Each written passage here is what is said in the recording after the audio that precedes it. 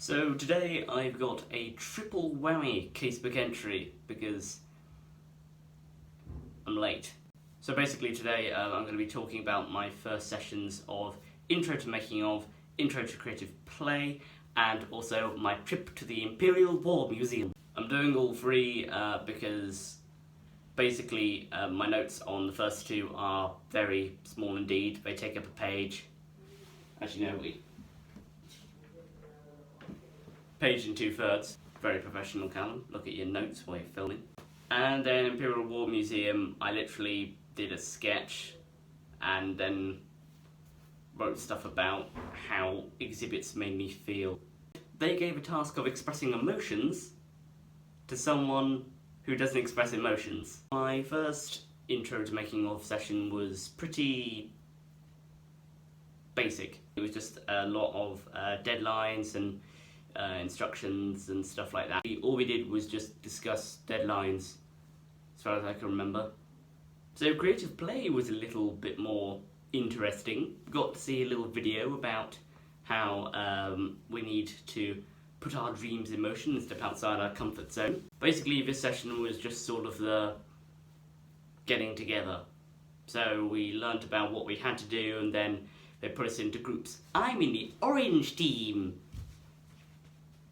Because apparently they're out of colours. We have to find out new techniques in 7 weeks, and then in the next 7 weeks after that, we just make something called the living room of the future and design it. So for the first introduction to creative play session, the basic outline was you're put into groups and then you have 7 weeks to learn new techniques, and after that you have another 7 weeks to design the living room of the future.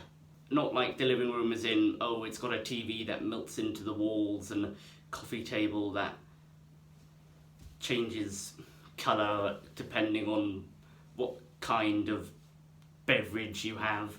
Basically, for living room of the future, it's less Futurama and more how far is too far concerning artificial intelligence.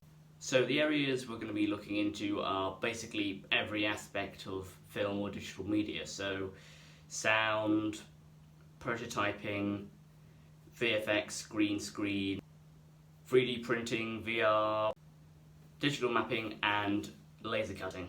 And yeah, to summarise, the main things I got out of Introduction to Creative Play Session 1 were will it work, try and see, try, fail, try again, and finally, experience outranks everything. So after a class telling us that basically failure is a good thing, we went to the Imperial War Museum. So as the name suggests, they had lots of exhibits about World War I and World War II, but they also had an exhibit about Yemen. I didn't really go around that much. I mainly stayed in the war area, which is the main exhibit space. I was surprised when I got there because I honestly thought it would be bigger. There were lots of different great exhibits. There were tanks and big vehicles and stuff, but it was all like one floor, and then you sort of went around it and then you got lost and you came back and you said, oh wait, I've already been here, this is the start. Huh, that was short. Nevertheless, I feel like it was very insightful to go there. When I actually first came to Salford, my dad went there and he's definitely recommended it to me. So yeah, but it was very insightful to see all these different artifacts from a period of history which I definitely learned about and thought quite boring because it was just a war to me. But just to see all these artifacts and how many of them there were was definitely something for me. It was kind of a little bit of an eye-opener really, because I didn't expect, there are war museums all over the country as a testament to the millions of men and women who went out to fight or serve their country in any way they could, in factories or at the front. And there's just so much stuff left over because it was a huge war and it lasted 30 years. Before we went, we actually got a little piece of paper to put down what exhibit we liked the most, essentially, or had the most impact on us, and then answer why. And the exhibit I chose was a piece of rusted wreckage from the World Trade Center, which, strictly speaking, doesn't have anything to do with war, but I chose it anyway. Basically, it was just this massive piece of metal, totally rusted, and it was propped up against a wall.